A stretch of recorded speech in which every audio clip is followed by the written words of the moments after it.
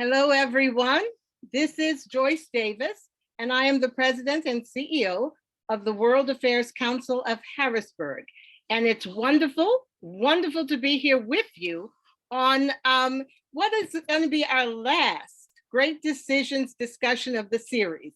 But we have a blockbuster of a discussion for you today, and I'm just delighted that we're going to also have Dr. Medhi Noorbaksh, who many of you have already known as, first of all, as the founding vice president of the World Affairs Council of Harrisburg, but he's joined us to lead our discussions on many occasions.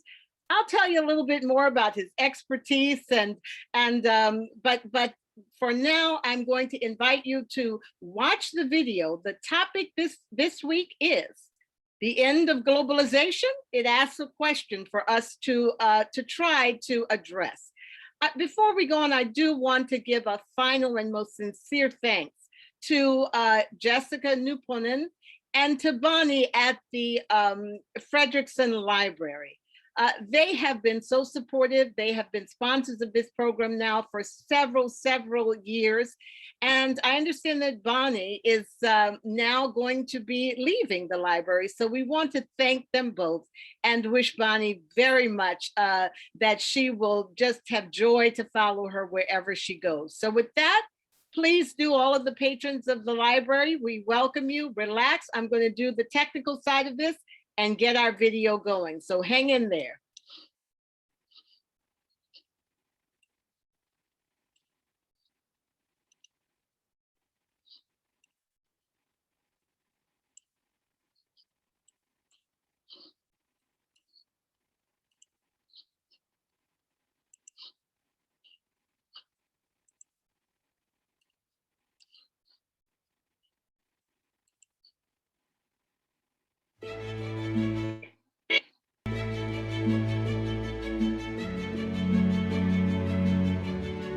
The United States stands at this time at the pinnacle of world power. It is a solemn moment for the American democracy. For with primacy in power is also joined an awe-inspiring accountability to the future. At the heart of U.S. foreign policy is a deep-seated ambivalence. Some American leaders, believing that global problems must have global solutions, have put their faith in institutions with worldwide mandates. Others have derided those same organizations as ineffectual and have asserted that America ought to stand alone. Great Decisions examines the perils and promises of multilateralism and asks whether global cooperation can endure in an era of nationalist retrenchment. The end of the global order? Next on Great Decisions.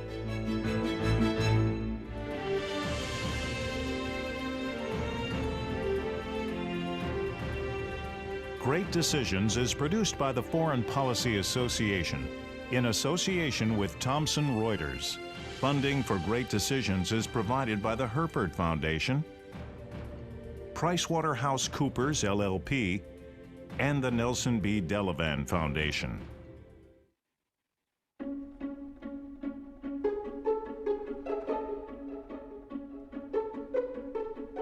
Every 4 years, American voters head to the polls to elect a president. At issue is not just who will occupy the White House, but how actively the U.S. will engage with the rest of the world. From this day forward, it's going to be only America first. America first.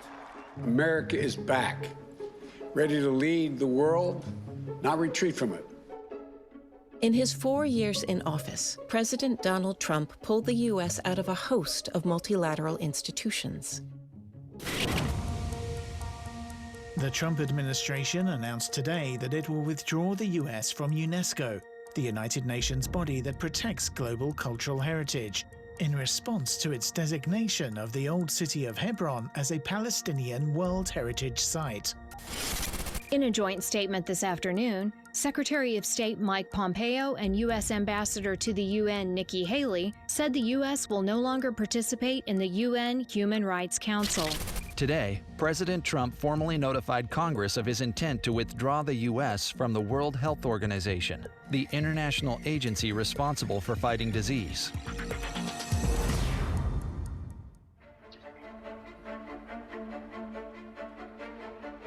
One of the things that the United States is we're still the biggest player on the block. Now, we shouldn't yield to the second biggest or the third biggest or worse. We need to pick our alliances carefully, make sure that there are enough shared values that we can feel comfortable with that partnership.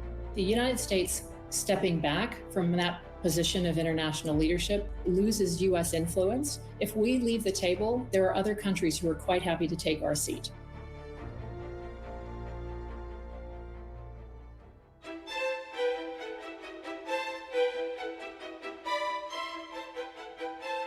Three-quarters of a century has passed since the end of World War II ushered in a new system of multilateral commitments. Now, in an era of rising nationalism, the institutions that were built to bring the world together are being tested. Now, I've been worrying about different aspects of the world for some time and have concluded that we are now on a hinge of history, sort of comparable to what the people at the end of World War II faced. I think going forward, the real question is, what is the norm? Is the last 75 years the norm and Donald Trump the aberration? Or in some ways, was the last 75 years something of the exception and Donald Trump was a harbinger of a return to America's tradition of holding back from the world? I don't have the answer to that, but a lot of history will depend on that answer.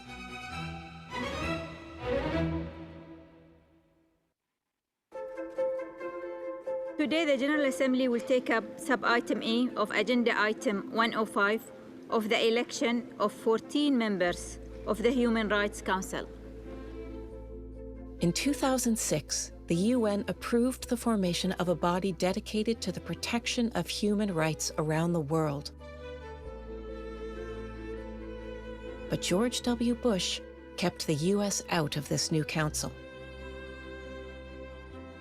The idea was that it had become so dominated by anti-human rights members that it was nowhere close to fulfilling its mission. It was clear that it would only be a matter of time before the new Human Rights Council would have the same defects as its predecessor. And that's exactly what happened. There really isn't a whole lot of evidence in terms of impact of the Human Rights Council in terms of addressing grave human rights situations around the world. The tough cases, those are the ones that the Human Rights Council needs to be focused on, and those countries often ignore the Human Rights Council, even if they're a subject of its resolutions at all. When President Barack Obama took office in 2009, the U.S. finally joined the UN Human Rights Council. The logic behind the Obama administration being in the UN Council on Human Rights is to be at the table to try to make it better. It's very fraught, but if we aren't there, then our voice is not there, our values are not there, our purpose is not there. This was not a naive, idealistic decision. This was based on a very pragmatic assessment of the costs and benefits of engagement versus non-engagement. The idea that the United States would cede leadership on human rights without even taking a shot at this new institution, I think that was just untenable for the Obama administration. After 8 contentious years, experts disagreed whether U.S. participation had paid dividends. And I'm proud to say that today, the Obama administration's leadership at the Human Rights Council has delivered real results. They were successful at the margins. They were able to make some resolutions less troublesome or less onerous or less hypocritical than they otherwise might have been. But again, you still don't see the Human Rights Council under the Obama administration truly focus on those countries that need to be criticized. You didn't see resolutions condemning Cuba. You didn't see resolutions condemning Russia. You didn't see resolutions condemning China. The results of our engagement at the Human Rights Council far exceeded anyone's wildest dreams. We had 4 special sessions on Syria. We were very engaged in the creation of a commission of inquiry on North Korea. LGBT rights, we got onto the agenda, and that had been inconceivable just a short time earlier. I think there's a real question, absent U.S. leadership on the Human Rights Council, whether the Human Rights Council ever would have set up a human rights special rapporteur for Iran to actually investigate and hold accountable the Iranian government for its human rights abuses domestically, at a time when the UN Security Council was blocked by the Russian veto. In 2018, President Trump reversed course. Once again, the U.S. refused to take part. When I arrived, and still today, its members included some of the worst human rights violators. The dictatorships of Cuba, China, and Venezuela all have seats on the council. Another criticism that the Trump administration made of the Human Rights Council is that it is biased against Israel. And that is evidently true. If you take a look at the number of condemnatory resolutions passed by the Human Rights Council, nearly half of them are focused on Israel. To think that Israel is the source of half of the world's human rights problems is simply ridiculous. China has never been criticized or been the subject of a condemnatory resolution by the Human Rights Council.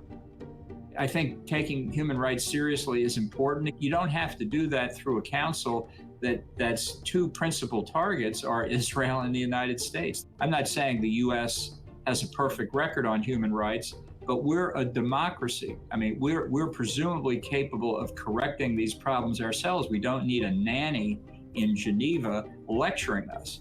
The way the UN Human Rights Council is evolved is a travesty. And I can see why the Trump administration would say, we're not going to have anything more to do with this. The question is, does it help? Do you want to throw your toys out the pram and just not be there at all? I think the view of the British government is it's better to be inside fighting that case than to say we leave. With the U.S. on the sidelines, China worked tirelessly to expand its influence within the UN Human Rights Council. Those efforts secured international support for controversial policies in Xinjiang and Hong Kong. There was a recent episode where China was successful in building a coalition to support its narrative about its role in Hong Kong. And this is a perfect example of where if the United States had been present, we would have been able to work the halls and find more country support and really change the narrative about whether China actually does have the support of the majority of countries.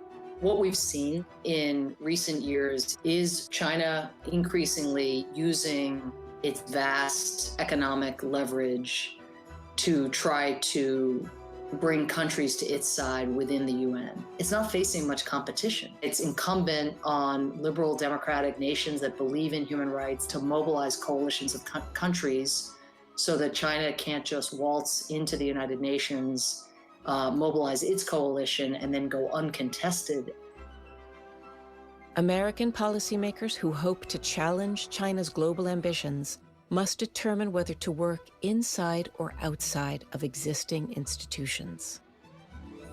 The universal principle, I believe, is this. If America unilaterally withdraws from the UN and multilateral institutions, it simply creates a bigger slice for major non-democracies like China to exercise even greater influence in the future.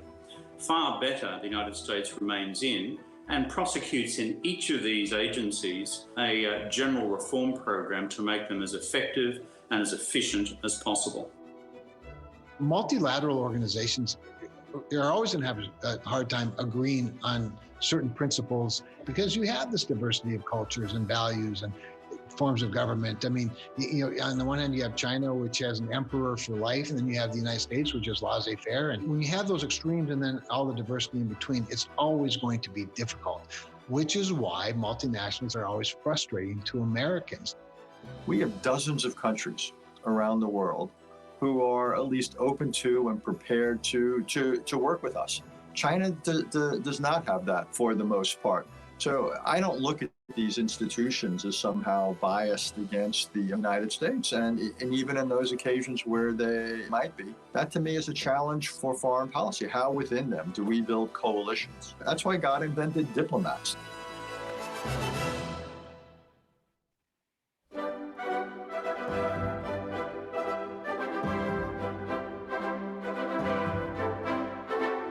Let us not fail to grasp this supreme chance to establish a worldwide rule of reason, to create an enduring peace under the guidance of God. Today, the allied world salutes these representatives of 50 nations. They have made a beginning, a brave beginning that can build a mighty structure for peace. When World War II ended, the U.S. championed the formation of the global order we know today. The United States was the architect of so many of these multinational organizations. You know, they came out of, in so many ways, a devastated world in 1945 and a belief by Americans that the way to avoid catastrophic wars in the future was to create international institutions that were basically channels for dialogue and problem solving. That was a very different world, a very different United States. Balance of power, distribution of power was far different. These institutions now have 75 years of a track record, not always, shall we say, glorious. Even as the U.S. government embraced multilateralism, a strong undercurrent of skepticism ran through American politics. I just say the hell with the UN. What is it anyway? It's a damn debating society. What good does it do? Very little. The US can afford to be much more self-sufficient and independent than just about any other nation in the world. America always kind of stood a little bit to a side on these things, and it was given the permission to do that because most Western nations thought, look, we don't mind if America does its own stuff now and again, as long as it's inside the multilateral institutions when we need it to be. Well, I suggested on the floor of the Senate today that we stop all funds for the United Nations. Now, what that'll do to the United Nations, I don't know. I have a hunch it would cause them to fold up, which would make me very happy at this particular point. Well, in the United States, like in Australia and other Western democracies, it becomes an item of political sport, particularly within the political right and far right, to just go on a general campaign of UN bashing. Why do politicians do that? It's because this attack on globalism, this straw man argument, has become a part of the identity politics of the right and the far right. Globalism exerted a religious pull over past leaders, causing them to ignore their own national interests. Today, the world looks very different from the circumstances of 1945. It is not so easy for bureaucratic institutions to evolve rapidly to face new challenges. It's going to be very hard to see those organizations change. It's not that people don't know how they should change. It's that the major powers that comprise these institutions have to be prepared to bring their publics along. There's no magic wand that can be waved by the citizenry on their own, or by the Secretary General, or by any particular country. What is the point of pretending that the organization is still committed to its original principles? And if that tension means that the organizations don't work, as many parts of the UN system didn't work during the Cold War, that's unfortunate, but then that ought to lead people to say, what are the alternatives? Not just keep plowing along as if the problem didn't exist. You have seen over the history of the UN a surprising degree of innovation in looking at new ways to solve problems as they confront them. Something like peacekeeping was not in the UN Charter. The UN invented it when they had to in the middle of the Suez Crisis in 1956. So there are all kinds of ways that the UN, working with partners, needs to look at solutions in innovative ways. When organizations depend on consensus, a member state that refuses to live up to its commitments can spark frustration and recrimination. In the early days of the WTO, we tried to operate fully by consensus. We're now at 164 members, and deciding every single thing by consensus has become unmanageable. So what members are doing, they are figuring out how to advance the most sensitive issues. Flexibility is the only way, I think, the WTO can continue to upgrade itself in a progressive and quick enough manner. To the extent that international organizations deal with political issues, you're going to see further gridlock as the member states disagree. And you saw this during the Cold War when the United States and the Soviet Union were often at odds. The staunchest defenders of the multilateral order insist that institutions are merely forums where member states can interact. It is up to those individual countries to learn to cooperate. There is no other forum where this is going to disappear. Whatever forum, whatever setup you design, you're still going to have different opinions. It's not changing the name of the forum or the place of the forum or the countries that are inside the forum that it's going to change the outcome. Richard Holbrooke used to say about the UN that blaming the UN for a crisis is like blaming Madison Square Garden when the New York Knicks play badly. When are we going to get the kinds of reforms of these organizations that we need to make them fit for purpose in the 21st century? When the governments that comprise UN bodies are willing to back those reforms.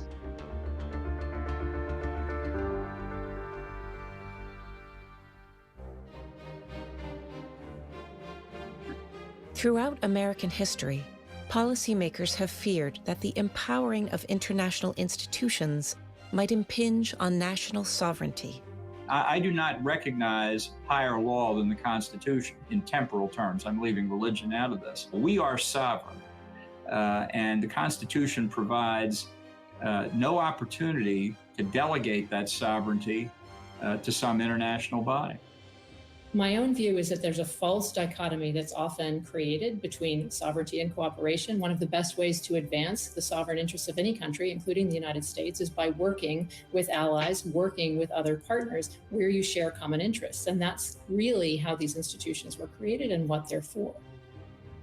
Today, politicians who worry about the loss of sovereignty have mounted fierce opposition to American participation in the International Criminal Court, a tribunal founded in 2002 to prosecute individuals for crimes against humanity. I've said before, the happiest day of my entire government career was the day that I unsigned the Clinton administration's signature on the Rome Statute creating the ICC. I think it's a thoroughly illegitimate institution. We don't recognize any international authority to judge American citizens. We judge American citizens. I received word this morning that the ICC Appeals Chamber authorized an investigation into the activities of the Taliban and U.S. and Afghan personnel there. This is a truly breathtaking action by an unaccountable political institution masquerading as a legal body. Our nation and this administration will not allow American citizens who have served our country to be subjected to illegitimate investigations. There are, I think, real and legitimate concerns about the International Criminal Court and about its jurisdiction and how it could be used to affect American diplomats, American servicemen. And the ICC was not designed for situations where a country had a robust legal system. Those who champion global institutions face an urgent question: how to present an effective case for multilateralism to skeptical voters. The key challenge for any national political leadership is on matters of global governance to explain to their domestic political constituencies our membership of these international institutions, primarily in terms of their ability to advance our domestic national interests. And then you argue, and by the way, it helps the world as well.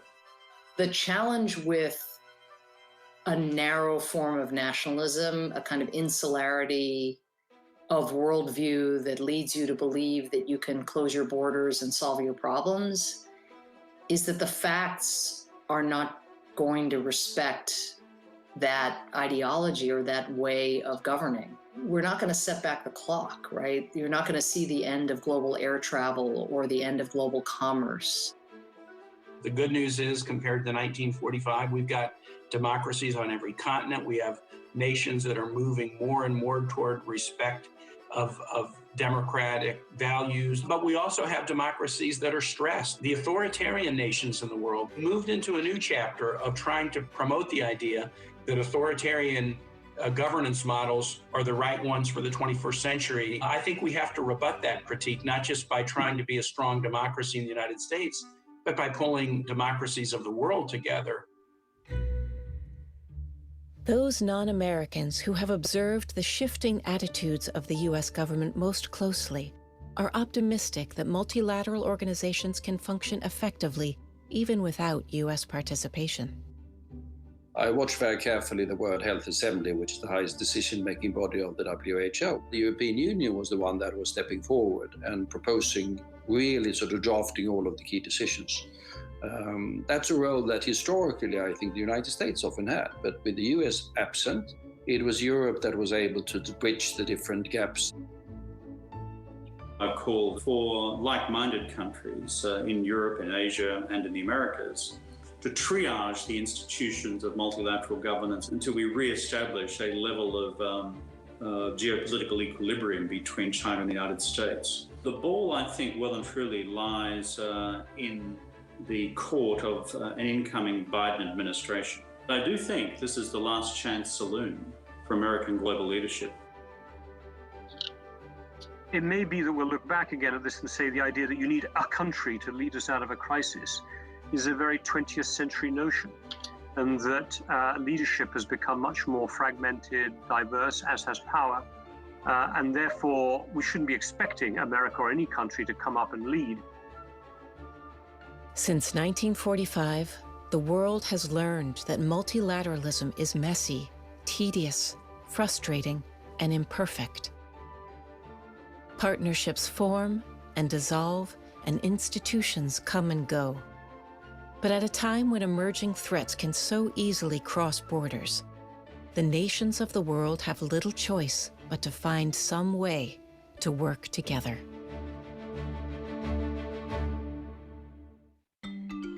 Great Decisions is America's largest discussion program on global affairs. Discussion groups meet online via Zoom and Google Meets, in person at community centers, libraries, places of worship, and homes across the country to discuss global issues with their community. Participants read the 8-topic briefing book, meet to discuss each topic, and complete a ballot which shares their views with Congress. To start or join a discussion group in your community, visit fpa.org or call. Okay.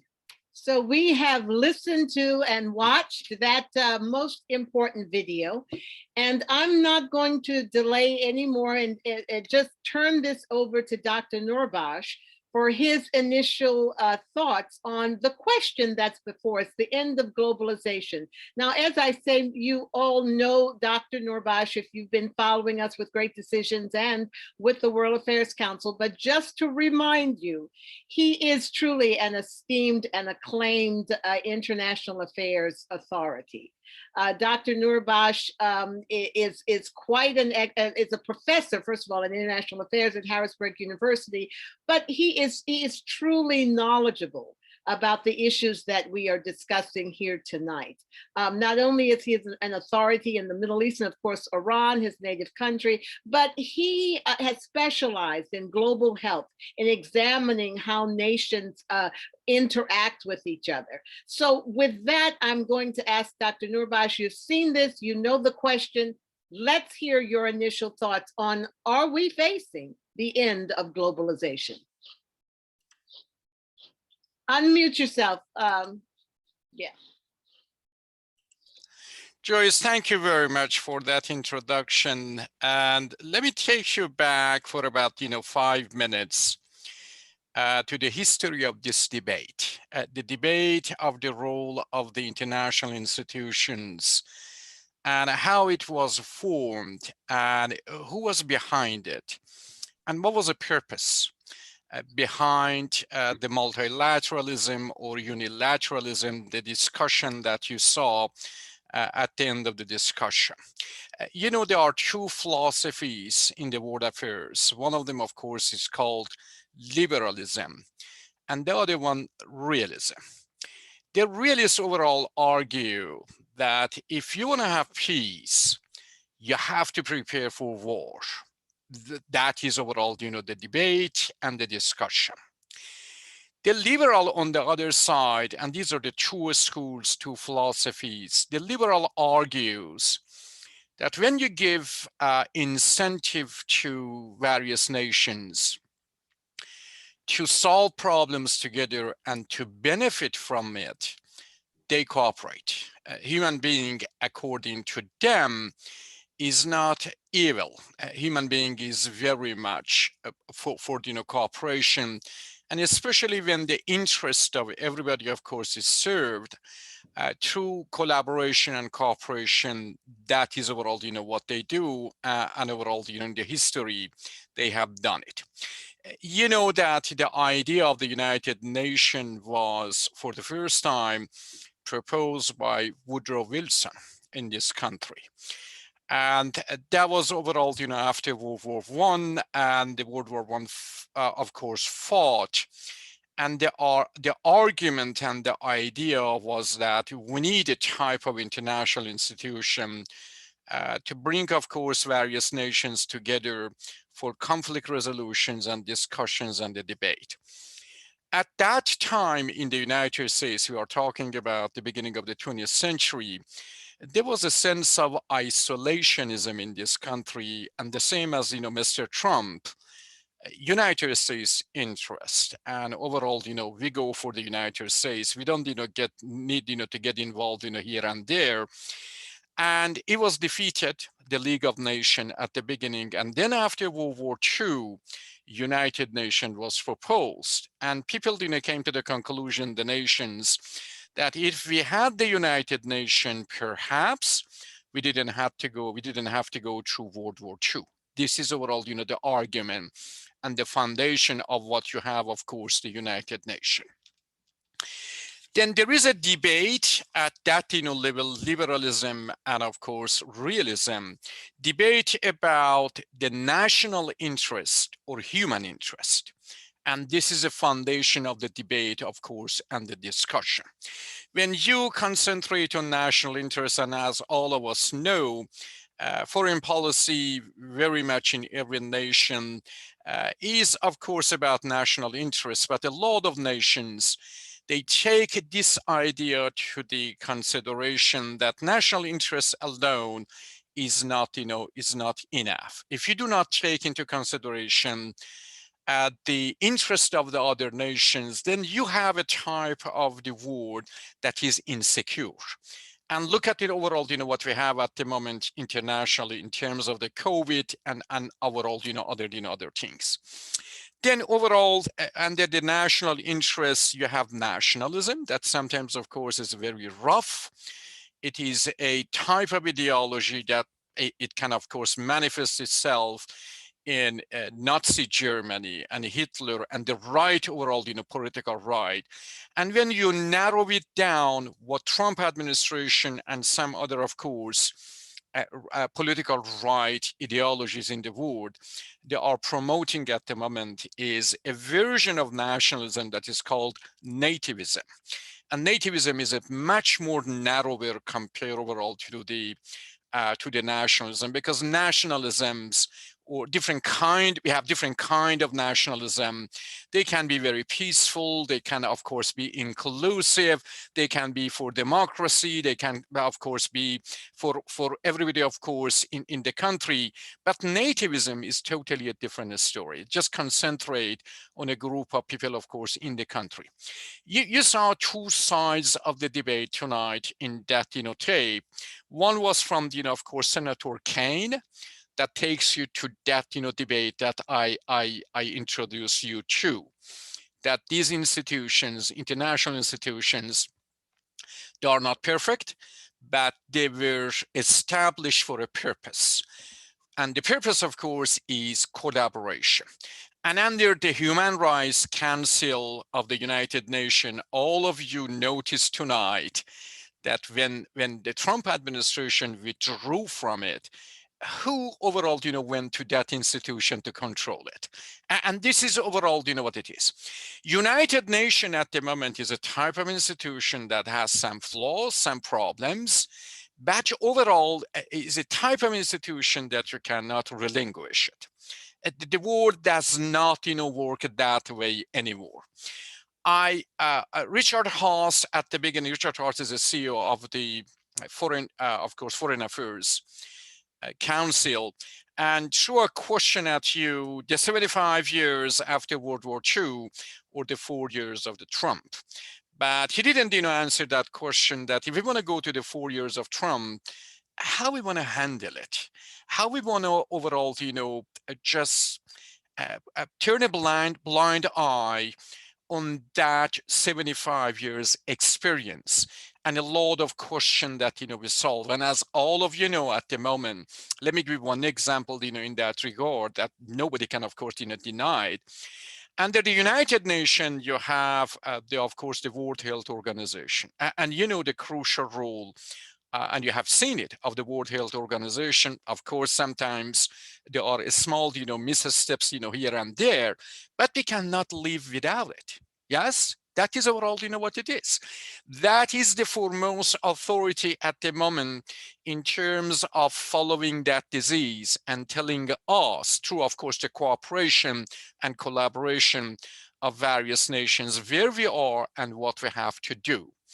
You go, for example, to World Trade Organization. That is the type of organization that bring various nations together, and they negotiate international trade with each other, and of course eradication of tariffs and barriers. These are of course very important.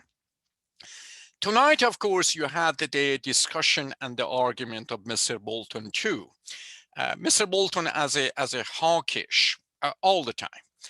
He has been, of course, against the role of the international, of course, institution, the role of international organizations. And you saw the case of Hong Kong today. Let me give you one more example, of course, in that regard to tell you overall where we are. You know that the government of China is suppressing the Muslim population in that country, and the number of the Muslims in that country is bordering 100 million. Of course, the Uyghurs, the Uyghurs, right. The Uyghurs. Mm-hmm. Right. It is not a small minority. It's about Uyghurs 100 million. Mm-hmm. In the United Nations, 22 democratic nations, mostly in the of course in what was that, in 2019. They came and condemned of course China for that policy toward the Muslim population, the Uyghurs.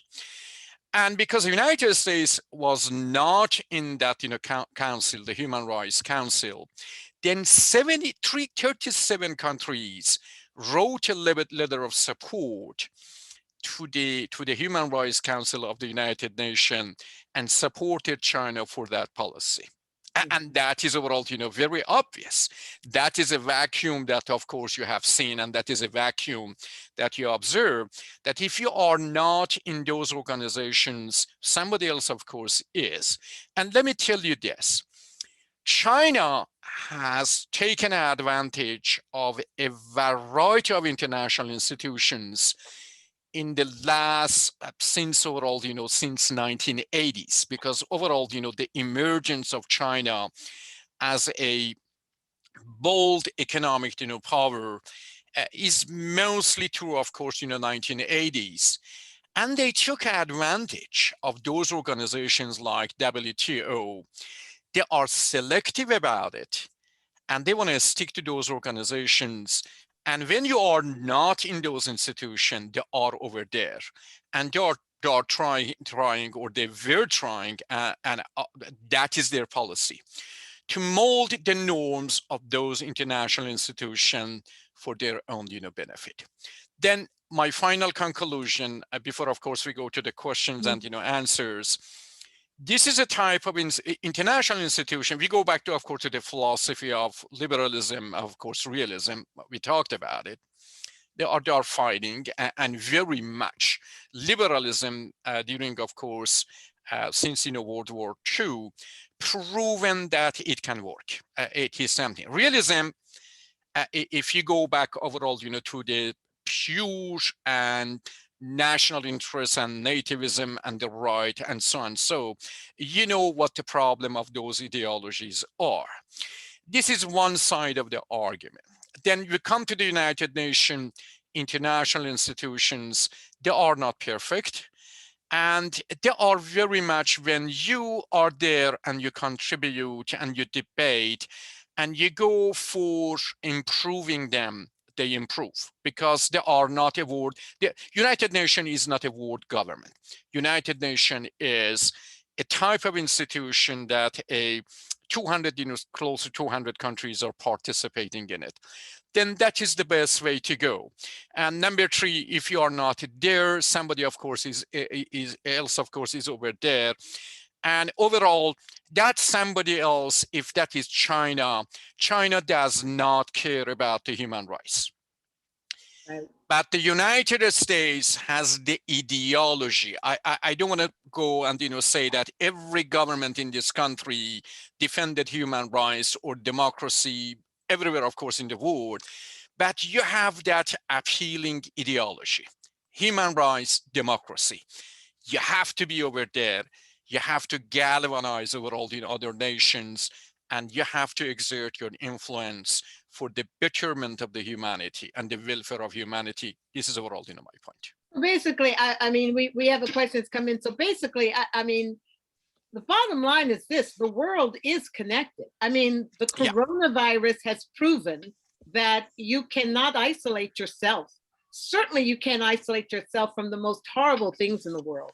If there is war, if there is famine, if there is disease, it will eventually impact your own backyard. I mean, that I don't think there's any way around saying that.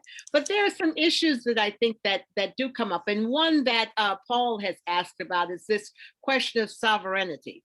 And he says that the speaker in the video noted that far from restricting sovereignty, multilateral institutions promote sovereignty. So would you talk a little bit about whether that's the case or not? It's sovereignty in the sense that Bolton is talking about, no, because Bolton is not for solving the problem for everybody. Okay, then in that sense, yes, of course, if you go to the narrow definition of sovereignty, that is not the case. But if you want to go for problem solving, and the problems that later on becomes your problem too, then you have to cooperate. You don't have any other problem. I cannot understand what sovereignty at the time of COVID means. What sovereignty means over here? There is no sovereignty. Sovereignty manifests itself through cooperation. Because if you do not think about it, then definitely that problem that exists for another nation today, that is your problem tomorrow. Let me give you two examples, Joyce, in that area, and I have always said it, and I want to emphasize it. If you look at, for example, the George Bush, I'm talking about the son, the way that administration invested in fighting AIDS, marvelous. That was a noble thing for the United States to do. And if that was not for that administration, if that was not, for the commitment of that administration, AIDS was somewhere else today. And as all of you know, those diseases do not recognize barriers. That is not overall, the way, we think about it. Think about Obama and what was that? The other disease in Africa. Ebola. These are the type of, a type of collaboration, a type of very much mobilizing the international countries, international relation, international, of course, various entities to tackle various issues. because sovereignty in that sense doesn't mean anything. And look at it this way. That problem that is that problem today, tomorrow is your problem. Let me give you another example to understand it. Look at the situation in Syria. Okay, can you say that the internal war, I don't call it, civil war, because I have, a very defined, definition for that. That is a type of, internal war. Can you say during that, internal war, close about, of course, 600, 1,000 people were killed in Syria. You can say that that is, of course, a problem that the Syrian, should take care of it. But how about the refugees? 11 million refugees, 6 million of them in Syria, 5 million, of course. Including in Pennsylvania, we have some. That's overall my point. That's overall my point. That's overall my point, Joyce.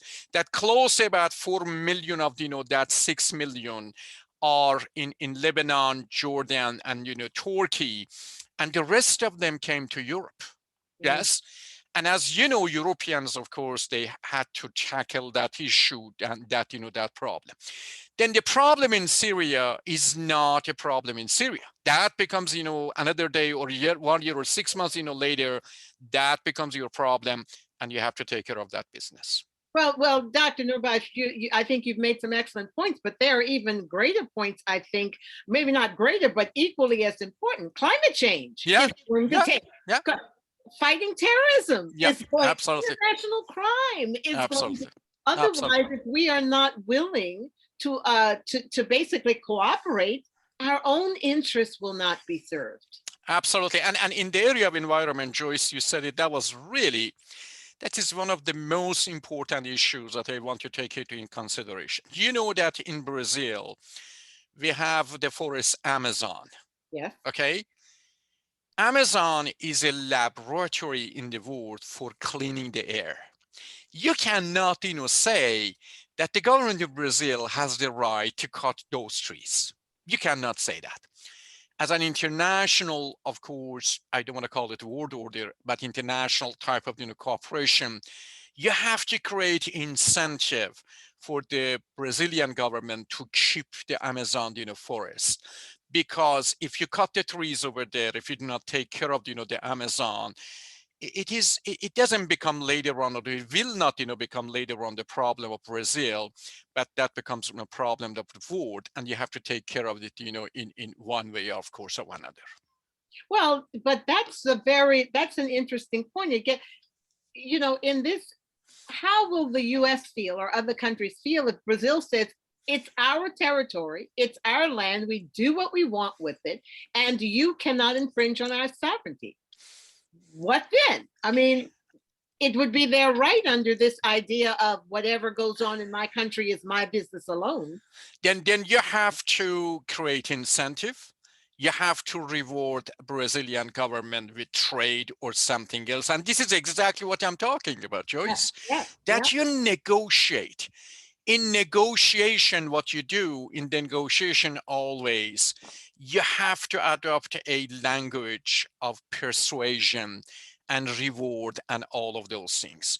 You have to convince them that this problem that is overall, not your problem now, later on becomes, the problem for all of us. And you have to give incentive. You have to bring all of those nations together.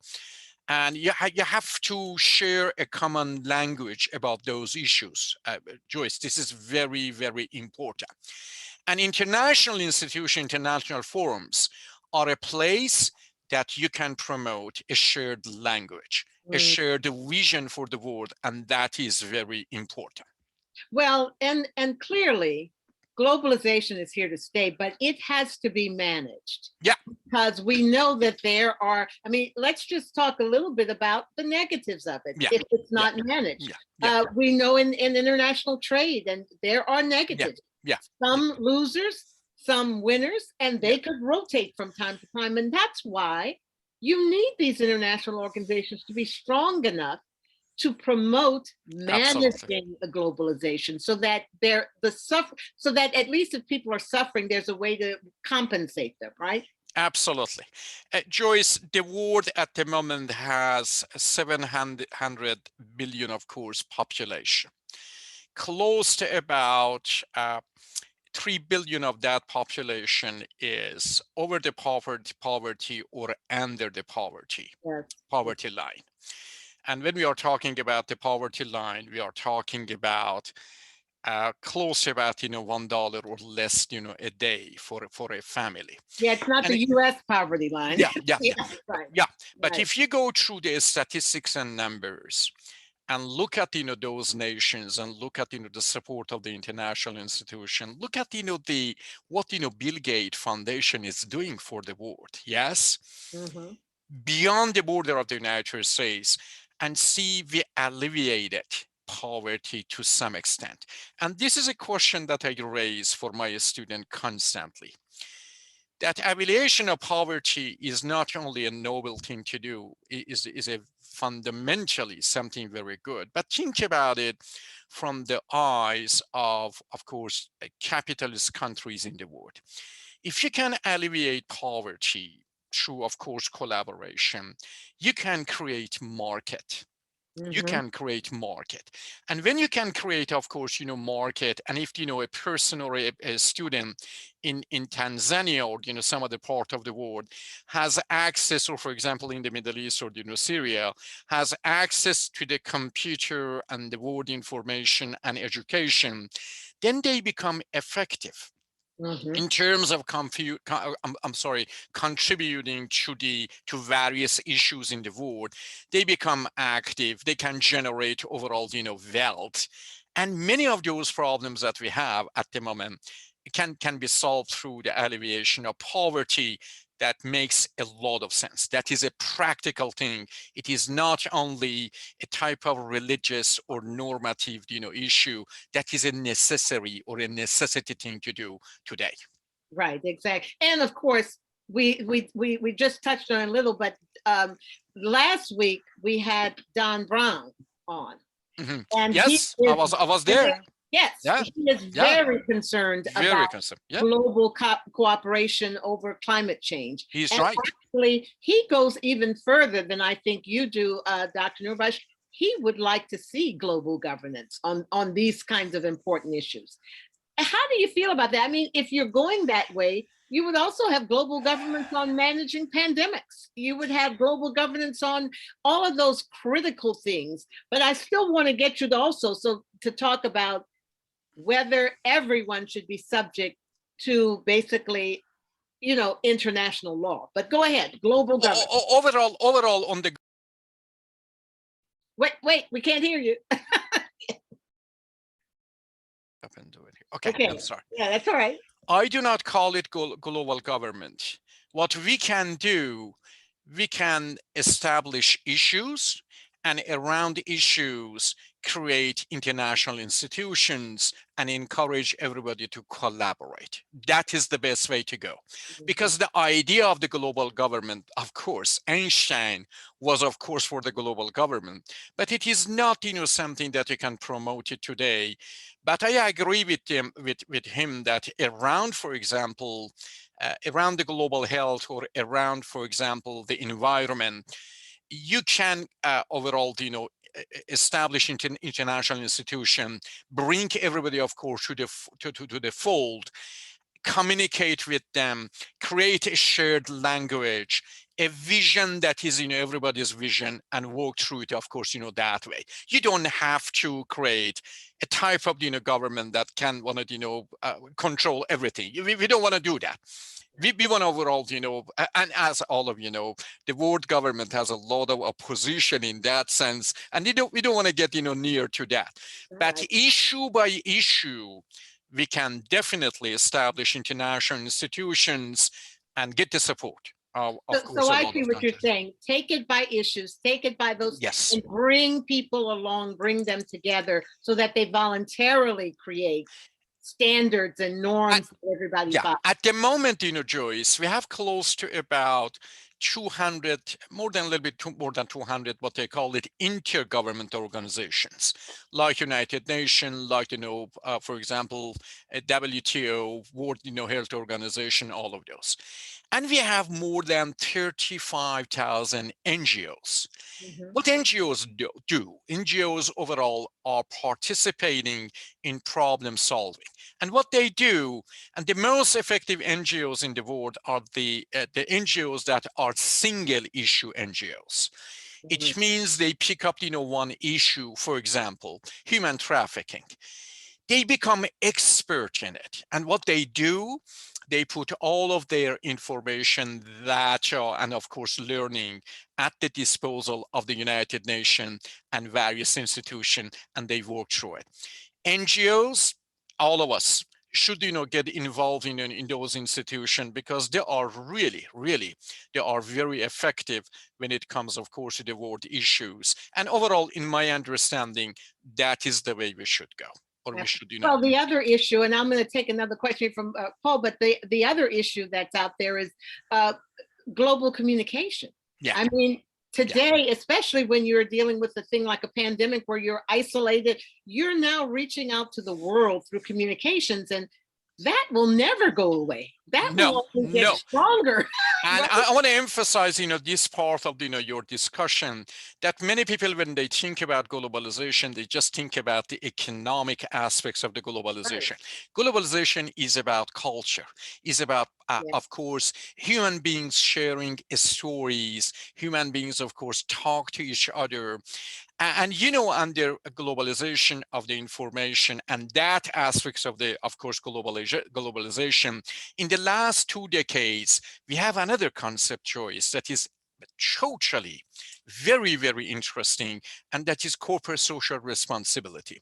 Yeah. Because we have access to information, then the global companies, for example, 20 years ago, 2 decades ago, they were going to this country and that country, and they were thinking only about their own interest. But now that is not the case. Because we are informed, we have access to information. I communicate with somebody in the middle of the heart of Africa. That person overall communicate with somebody at the heart of Europe. And we have a type of culture that is a type of culture that very much concentrate on understanding shared language. And that is another aspect of globalization that we have to cherish. That's very good. And that gets to the clothing and all of that. That people don't want slave labor making their clothes, and now you can find out about it. Right? Absolutely. Yeah, absolutely. So Paul is saying, as China becomes increasingly influential, will the original UN conception of human rights have to be reconsidered? Should prosperity of a society take precedence over individual freedoms? You're a smart person, Paul. I don't know if that's Sanjay, Paul, or not. Very good questions, but let's address those. Those are important. This is for China and the people in China. The economic development or the economic well-being is a trade-off. Is a trade-off between human rights and economic development. In some countries that that work to some extent, but let me tell you this: human being is not an economic animal. When people overall, their welfare is the basic, the foundation, of course, is met, they are thinking about other issues. And human rights, democracy, and those issues are universal. These are not the issues that because I'm American, I am very much interested in those issues. There are luxuries, of course, in some, some countries, but there are universal values. Look at, Joyce, at, for example, child labor. Look at the human trafficking. In any country that you go, in any culture that you go, that is bad. And that is a universal value that I'm, talking about. Then in the case of China, you can overall, say that, this government is very much, or the Chinese, most of the Chinese that came, out of, poverty in the last, 3 decades, they value the economic, development at the moment and well-being of human beings in that, sense. But in my understanding, that is not the end of their story. Right. That is not the end of their story. And that is why in every country, and that is the issue, and that is a discussion and debate in political science, that in every country, why we are emphasizing on middle class, because middle class is the engine of what? promoting those values in the society, because middle class is to some extent or relatively well off in the society, then for middle class has time and energy and invest in those issues. And that is overall, what we have to do. And that is a connection between economic well-being and of course other issues. I think I have to agree with you that sure, people may sacrifice freedoms and sacrifice things to get to a basic standard of living. Standard. Once they have that, they start pressing for basic human rights. Basic human rights. Yes, yeah. And to be treated fairly by their government, to be able to elect. I have to agree with you with that, but that was Dr. Sanjay Paul. Thank you for those fantastic questions. I knew it was a smart person. But I saved the most difficult question for you for last. Okay. But I think we have to talk about this. If we're going to have international standards, shouldn't every country be subject to them, especially if we have international standards of how to act in war? First of all, we all think there shouldn't be war, but if there is, when nations have to have conflict, should there be standards? And should the United States also be subject to criminal courts, international criminal courts, if it does something wrong? Joyce, international standards, they have to be made or they have to be created through building consensus. If you do not build consensus around it, I'm talking about the majority and incentives and all of those things, then that is in political science overall, for example, that in this country we have exceptionalism. Or the idea of exceptionalism. There are two interpretations of that, exceptionalism. One interpretation is that America is unique in terms of the culture and people and so on. And that is overall, what the political right is promoting.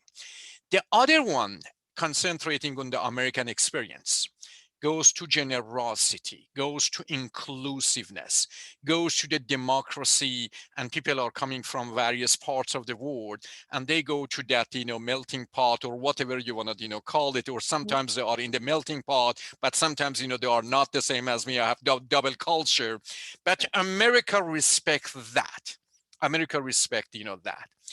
Then if you go through that kind of the first exceptionalism and you want to impose it on others, that is called cultural imperialism. You are dominating with your definition of what is right and what is, of course, wrong, other overall, nation. Let me give one example over here, and that is very important.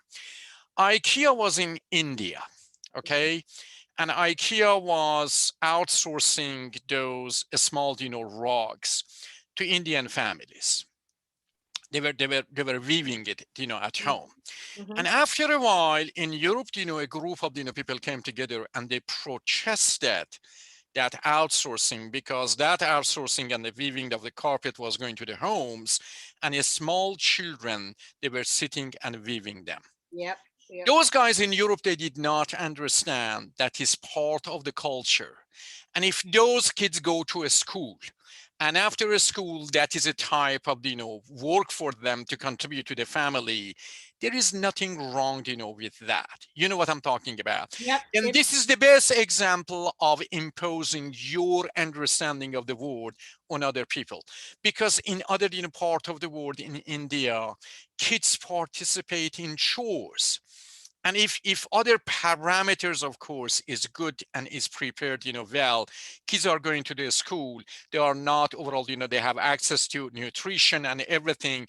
Coming and, 1 or 2 hours to learn, that art, there is nothing wrong with it. And they, at the same time, they contribute, of course, to the family welfare. And that is, of course, a perfect thing to do. Well, one of the values of American society, at least in the past, has been, for example, the family farm where everybody worked. I remember my father came from a family farm and he had to go out into that farm and help his father pick cotton. That was what it was. So that was part of the American ethos, to also the whole family work. So, but you're right. The point is that we have to also have an understanding of where Understanding. cultures are Understanding. and not simply Understanding. impose our Then own you have to create consensus right. and communicate those standards. You cannot impose those standards. And don't be discouraged, because convincing China for some of those standards is not, easy. But let me tell you this. If after, of course, a couple of decades, those are, practiced, those become the common language in the world, then those authoritarian regimes, they have to rethink it. They have to think about it, of course, twice.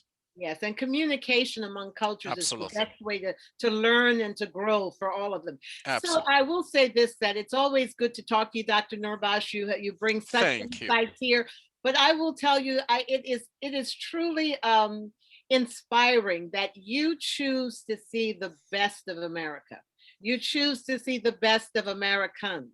And, through these periods that we've been living in where there was an insurrection at the Capitol, I could argue that, sorry, not all Americans think like that. But I'm going to concede that you are right. That the spirit of Joyce, America, let me tell you something. Let me tell you something. And perhaps that is not a bad idea. Look at the positive side of every society and human beings. If you concentrate on the negative side, overall, you overall depress yourself, and you become a negative person. For me, during those, of course, the Trump years, watching Rachel Maddow during the night, that was enough for me. Okay. That was telling me this is another powerful side of the United States, and look at that side. That was enough for me, Joyce. Got it. And I think that's the only way to do it. Let's concentrate on the positive, and there's positive side. Absolutely. A lot of positive in our country and among our people. So absolutely.